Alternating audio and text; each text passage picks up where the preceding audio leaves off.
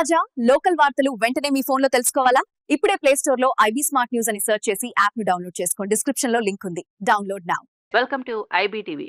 మునిపల్లి, చందపూర్ పరిసరాల్లో పత్తి దళారుల దోపిడీపై చిన్న, సన్నకారు రైతుల్లో తీవ్ర ఆవేదన వ్యక్తమవుతోంది.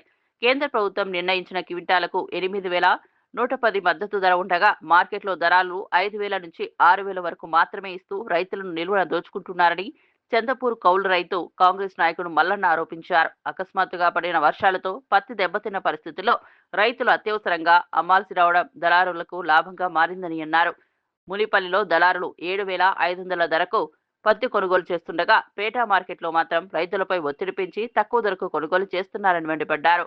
మా ఇష్టం వచ్చిన ధరకు కొంటాం, నచ్చకపోతే వెళ్ళిపో అంటూ దళారులు బెదిరిస్తున్నారని రైతులు తెలిపారు. 7,000 తీసుకున్నారు.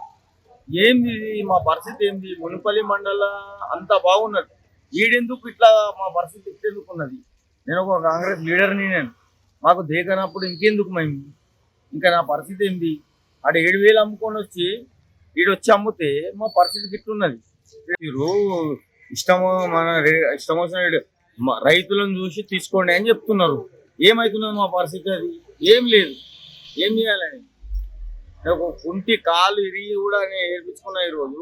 అది ఇంత ఎకరానికి 2 క్వింటాలు వస్తున్నది.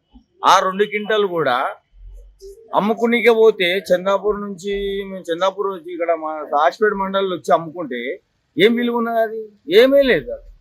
వీడు ఏమంటాడు, ఎవడో వాడు గుజరాత్కి వచ్చి వాడు డాగేస్తే కూడా మాకు అడిగేటోడు ఎవడే లేడు, సపోర్ట్ లేడు మాకు.